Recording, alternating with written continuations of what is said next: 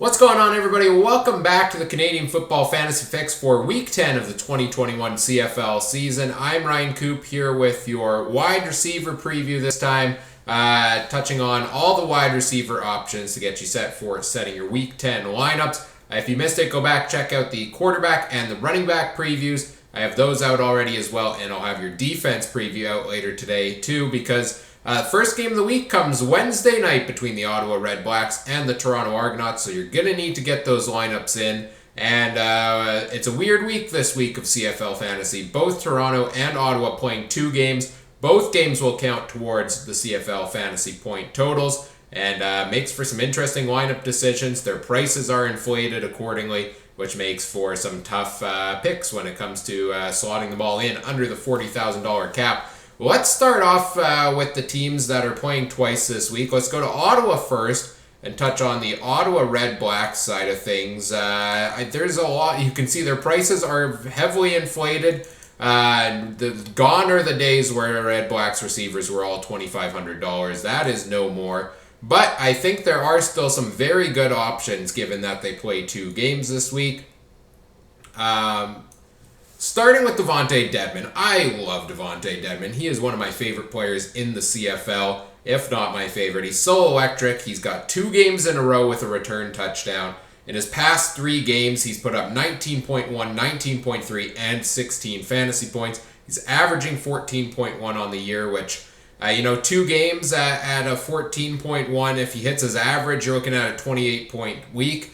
And to get what I deem full value, which is 2.5 points per $1,000 you spend, you just need 22.5 points out of him. So Dedmon should, assuming he can keep up the pace, give you a pretty good week and full value. The concern is always what happens if he doesn't return a kick for a touchdown, or what happens if he doesn't get the big return yards. Look, after all of his performances this year, he's got now 4 games over 14 points. I feel pretty confident in Devontae Dedmon at this point. Best return man in the CFL, hands down, in my opinion.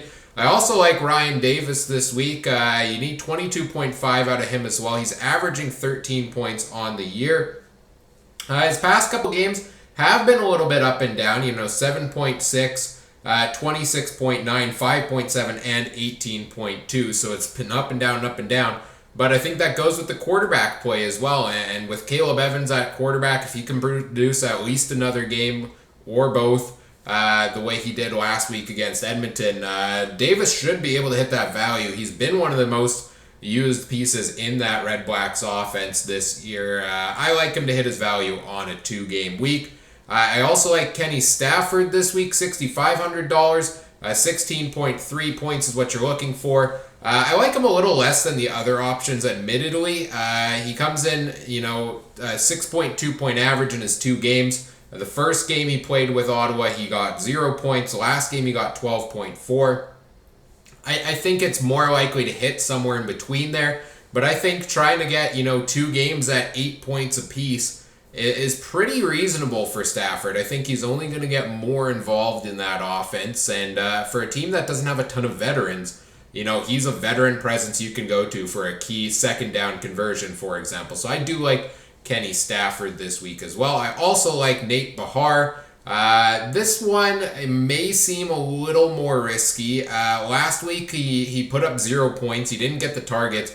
But before that, he was averaging something like 7 targets a game in his past couple of games. So he's $4,000. He's a lot cheaper than the other Ottawa receivers. So if you're looking to save some money to fit other options at other positions in your lineup, I do like taking a chance on Behar. In 7 games, he's still averaging 6.3 points, which multiply that by 2, you're getting in the 12.6. You need just 10 out of him to hit full value this week. So I like Behar. Assuming he gets in for at least a couple catches each game, even if he gets 2 catches for 30 yards in each game, you're getting the full bang for your buck out of Nate Behar.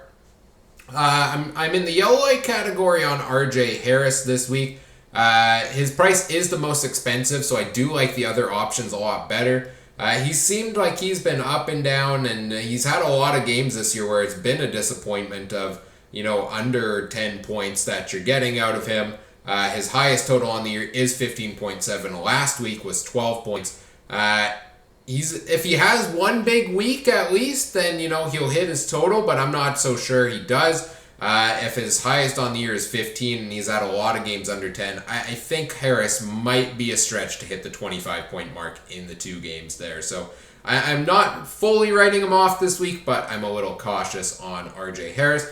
And I'm saying stay away from Daniel Peterman because he is listed as a backup, at least for the first game, and would expect him to be for the second one as well, barring any injuries. So he may not even get in the lineup to get you points this week. Looking at the Toronto side of things, a lot of different options to consider from the Argos perspective. They play 2 games this week as well, so their prices are inflated. Let's start off going top to bottom here. Eric Rogers is I think the most expensive wide receiver option on the slate this week out of all the teams. But he is not on the depth chart for the first game of the week. So if you want to pick Eric Rogers, you're banking on getting 32 points out of his second game of the week against Hamilton. I can tell you right now, I will be shocked if that happens. If he even plays this week. I think Rodgers, he's pretty heavily capped at about 20 points. 19.7 is his best week on the year. And a lot of his weeks have been disappointments, averaging just 12.9. But stay away from Eric Rogers. Spend your money elsewhere because it just won't be worth it. I'm in the moving down to the next highest price as Ricky Collins Jr. I'm cautious on him. 26.3 is what you're looking for.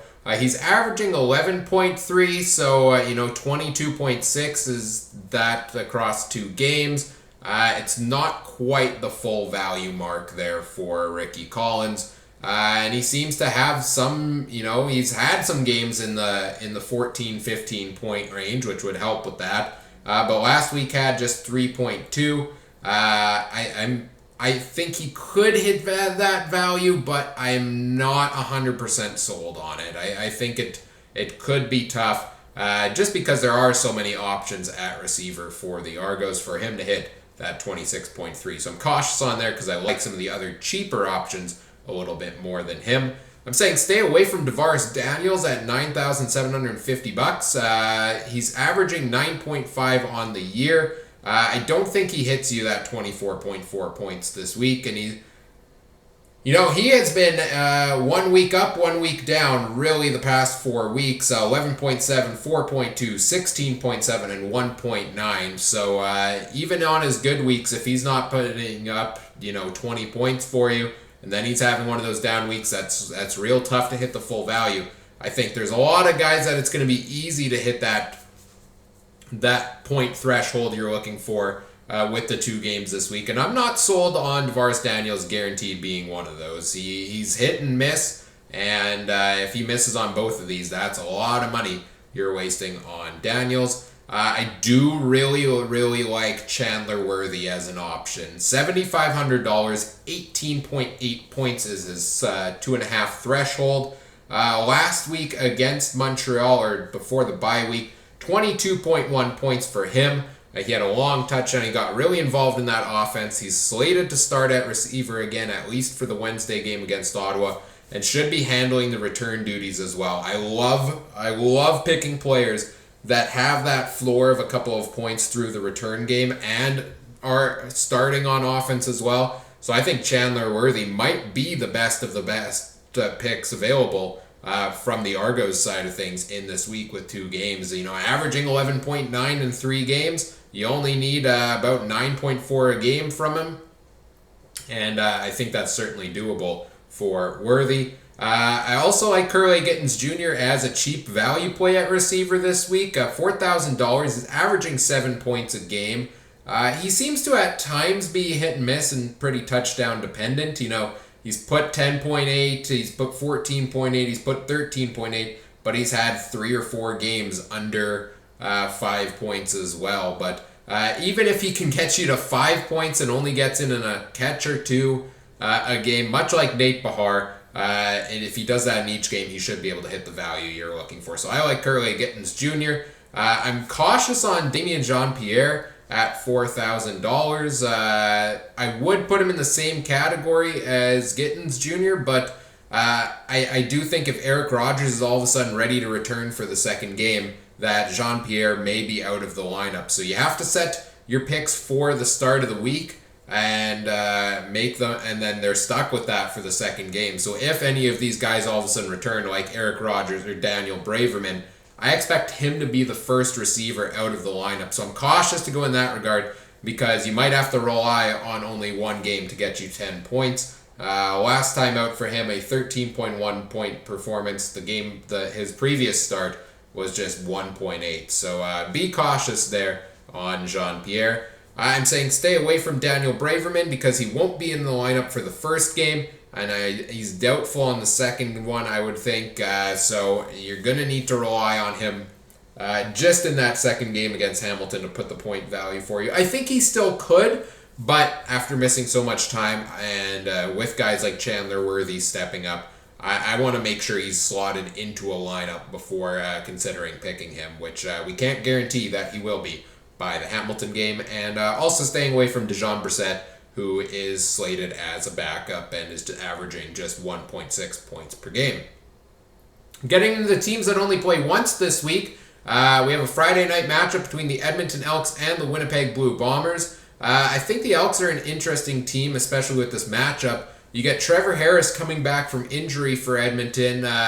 Theodore Cornelius has started the past two games, and having Harris back should seemingly inject a little bit of life into that Edmonton receiving corps. But they have struggled to put touchdowns on the board all season, and the Bombers have only given up 2 passing majors the entire year, which is not very kind to opposing fantasy wide receivers.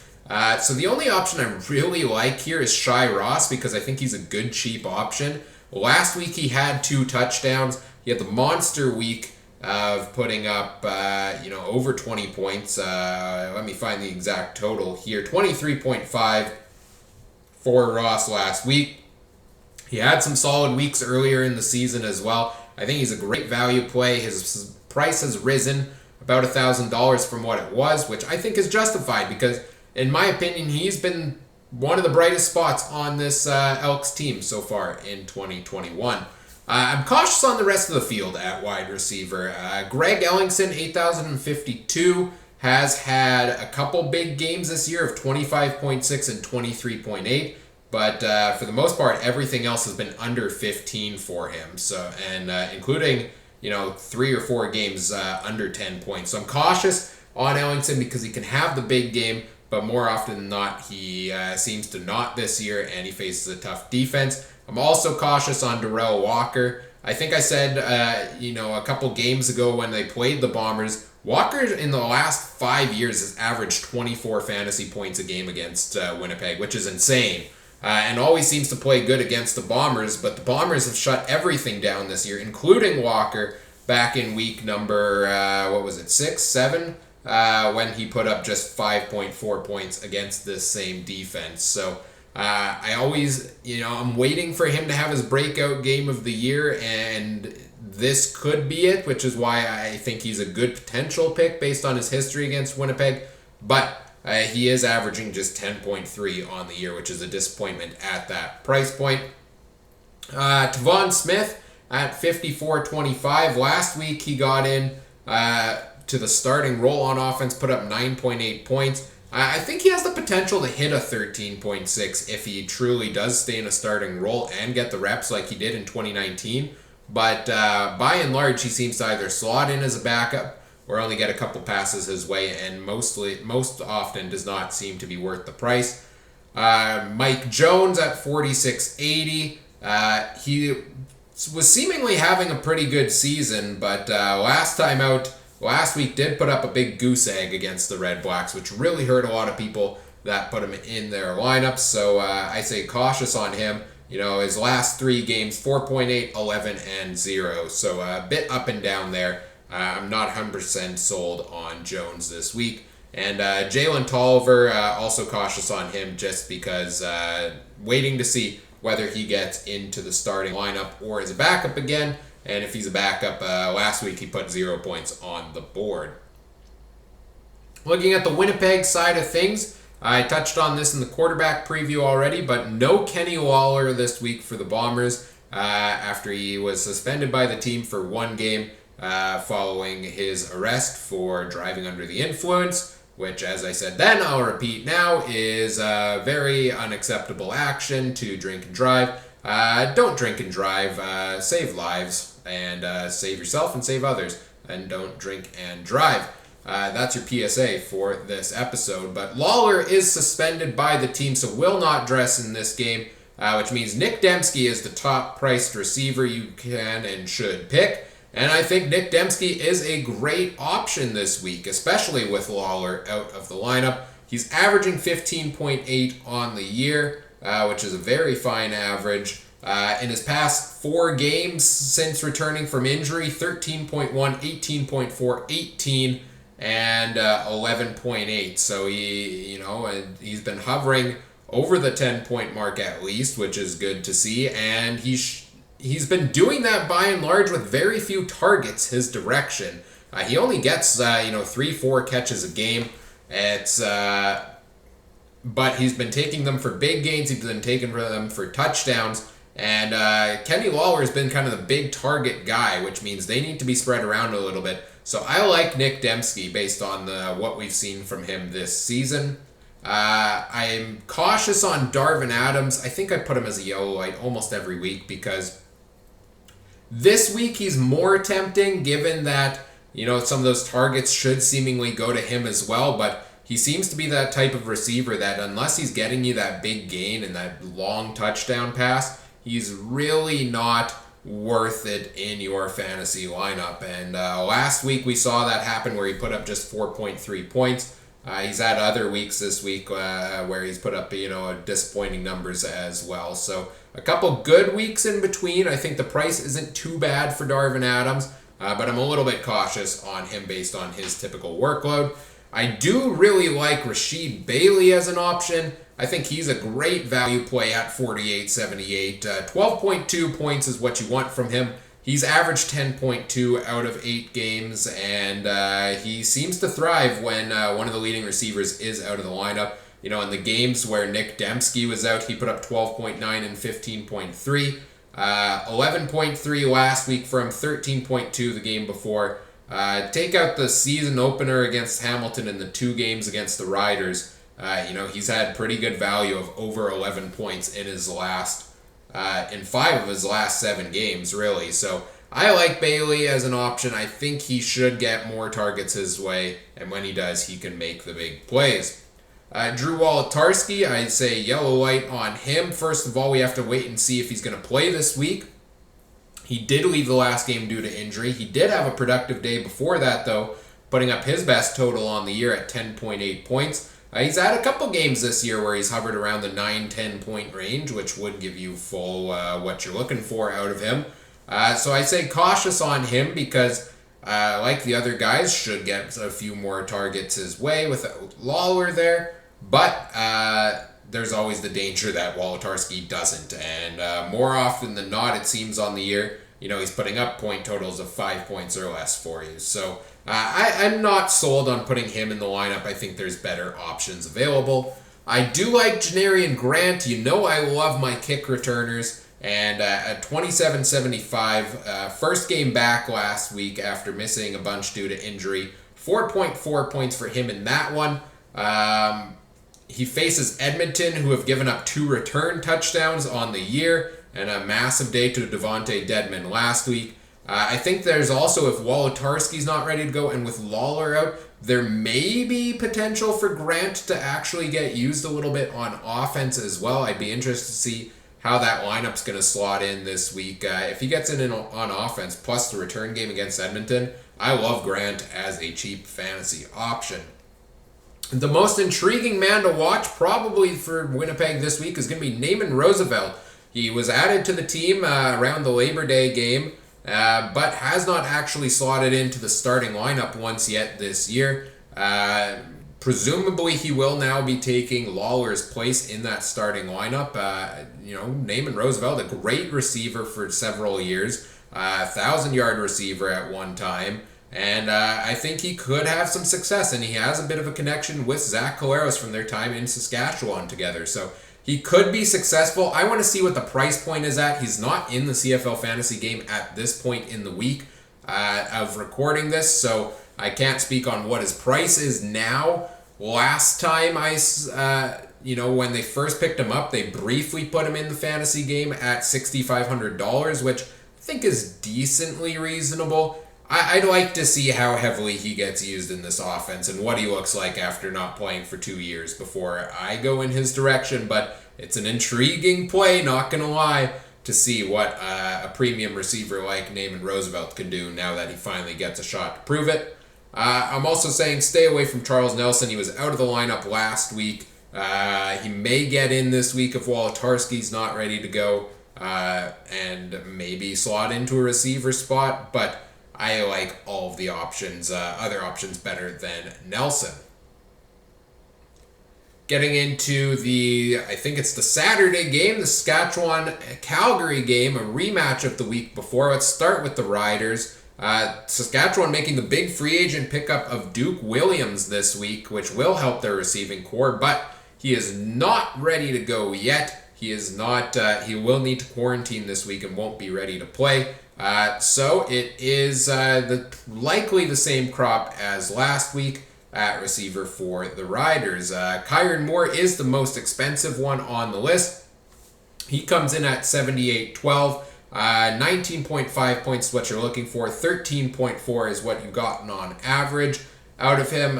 In his past 5 games, 18.5, 11.4, 5.6, 9.8, and 14.6. So he's a good receiver, and if given the ball in chunks, he will have a good game and a solid game, but it seems to be, he's not quite hitting that value, and I think especially with all of those Ottawa-Toronto options around the same price points this week, I like a lot of them a lot more than I like Kyron Moore, so I'm saying red light on Moore. I still like Schaefer Baker, and I still like Braden Lenius as your 2 options out of the Riders. Last week, Schaefer Baker led the way for the team with 15.7 fantasy points. In his past 4 games, 14.3, 24.9, 5.9, and a 15.7. So 3 of those 4 games hitting over 14. All you're looking for is a minimum of 11.4, and I think he hits that value for you. He seems to be a go-to option and a big game receiver for the Riders. He had a big gain last week, which helped you hit that point total, and I think he's a guy that Fajardo will be looking for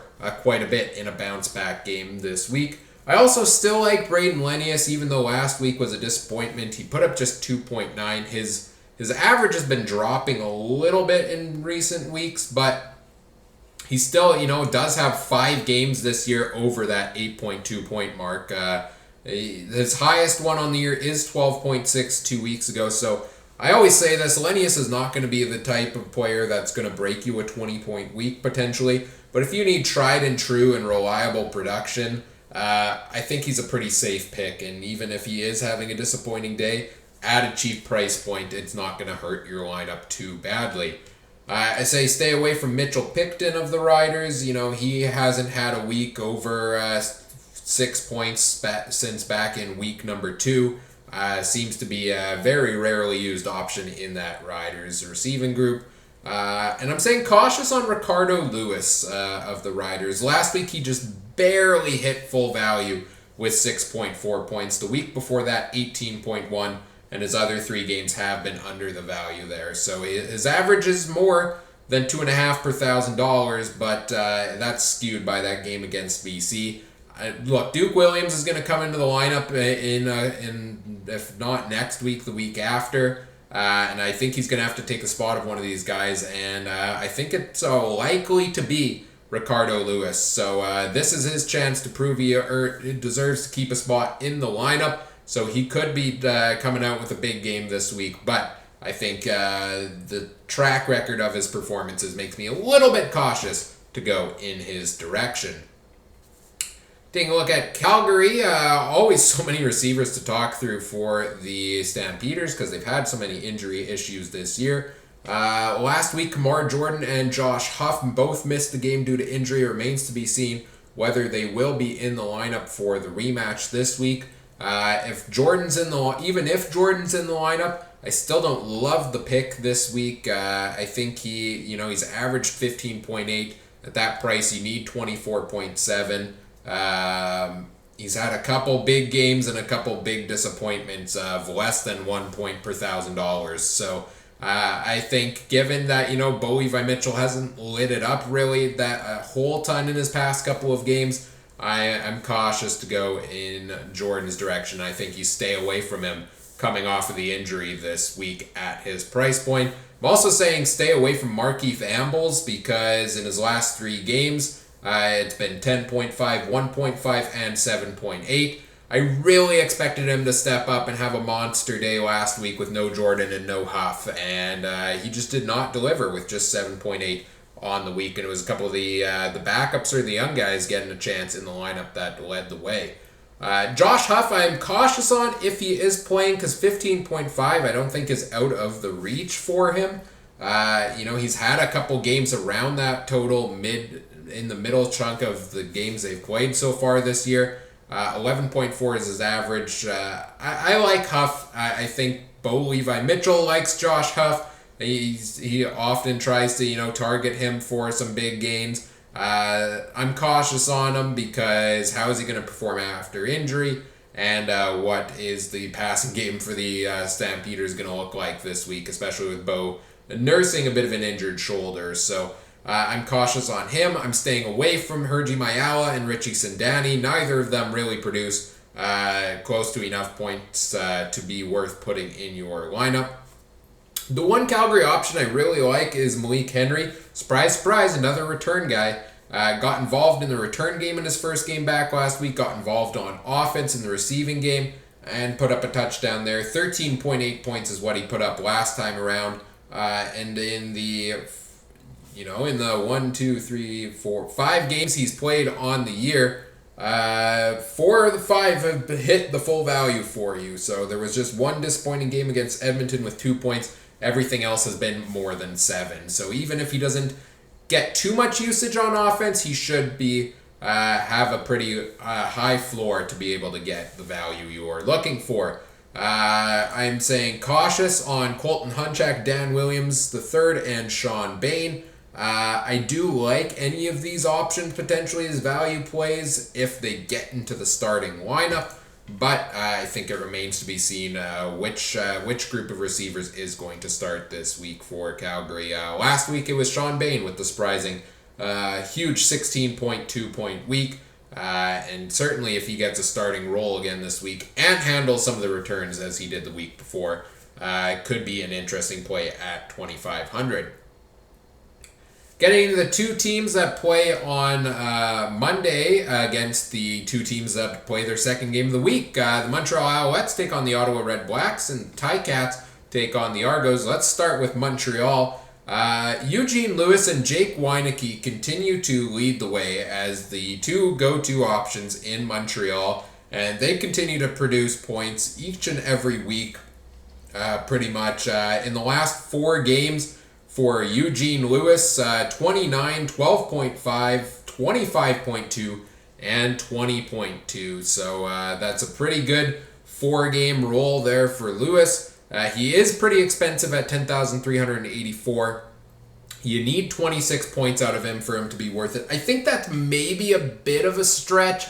I thought about putting him as a yellow light option this week because of that. But I think we've seen that connection. They really leaned heavily on him late in that game against Hamilton in the comeback victory, and he was a huge player there. The guy makes big plays, and the guy makes big touchdowns, and he's the most targeted receiver in that Montreal offense, and Ottawa has the tendency to give up a lot of points to receivers, and last time around, Lewis put up 29 against them, so I like Eugene Lewis. I also like Jake Weineke. I don't know if I've seen a receiver more consistently put up a touchdown on every single week the way Weineke does. I think that's 3 in the last 4 games or 4 in the last 3.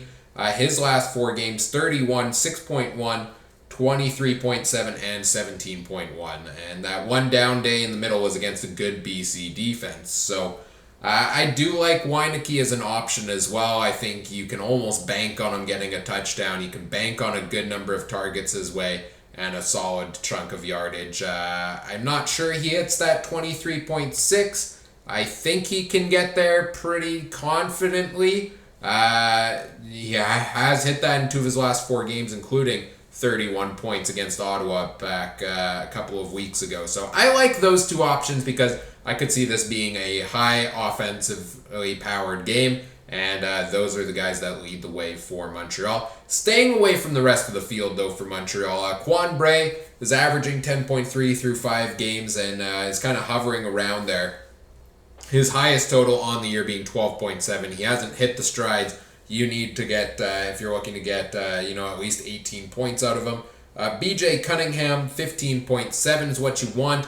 And in the past, all season, besides that first game against Edmonton, he hasn't hit that. He had a week of 13.6, a week of 10.9, then everything else was under 10 points. So I don't really like Cunningham as that option because he does not seem to be the go-to option for big play VA. Vernon Adams. Dante Absher, Keon Julian Grant, a couple cheap receivers there for Montreal. Staying away from them here as well, as they haven't really produced the points you're looking for. And then finally, the Hamilton Tiger Cats. They do have Brandon Banks and Braylon Addison back in the lineup once again this week. They did last week. Banks' first game back put up 6.2 points. Braylon Addison, 17 points. So I'm saying stay away from either of them because their prices are still so high and the production just isn't there.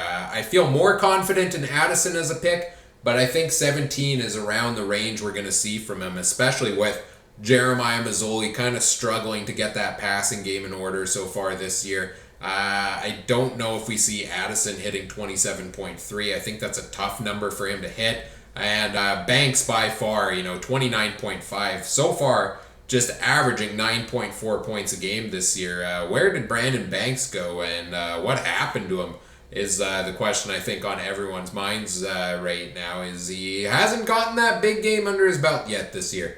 And until he does, as long as his price is as high as it is, he is not a worthy fantasy option. I'm also staying away from Jalen Acklin. $4,900, 12.3 is the 2.5 points per $1,000 threshold. And, he's been a bit of a disappointment in the last 3 weeks. 2.4, 6.4, and 6.2. Ever since that first game of the year against Winnipeg where he put up over 20. His highest has been 12.6, which barely covered the value you were looking for. So his price is dropping a decent amount, and he could have a decent day against the Argos if the Ticats offense can get rolling. But I do not like banking on Jalen Acklin because he has been a disappointment in a lot of weeks in a row. Tim White and Stephen Dunbar Jr. are the ones that I'm cautiously optimistic on. White, you're looking for 10.7. He's averaged 10.6. His past 2 games have gone down a little bit. He's been hovering in the 7-point range in both of those, but I think he's proving to still be a well-used option by this Hamilton offense, and so I do like him as a potential pick, despite him getting a little less usage now that Addison and Banks are back. Dunbar Jr. will also yellow light on him. He's been averaging 10.1. He's had 2 weeks in a row over 10 points, which is great to see. He seems a little touchdown dependent, though. Doesn't too often lead the team in receiving. And once Addison and Banks get more heavily involved back in the offense, I could see him fading a little bit into the background. So I do think they are intriguing options, and they both earned their spot in this starting lineup to the point where DeVere Posey was released this week. Once he was healthy enough to come back from injury, didn't even get into the lineup, was released. So I do like either of these 2 players. They're cheaper options. They're potential value-ish plays for the Ticats side of things. But I need to see the Ticats get the passing game running more efficiently with Jeremiah Masoli before necessarily fully committing to them in this week's matchup against the Argos. And then finally the last one, staying away from David Ungerer, who averages just 3 points a game for the Ticats. So those are your options at wide receiver for week number 10. A lot of intriguing plays this week, especially the interesting little wrinkle with the Toronto and Ottawa situation, both playing 2 games. I think it makes for some intriguing plays because you probably are going to be looking to get at least 1 or 2 of those guys in your lineup. And the question becomes, how can you fit them in under the cap? Should be fun. Make sure you get those lineups set for before Wednesday night's game, especially if you want a player from either of those 2 teams to fit in your lineup.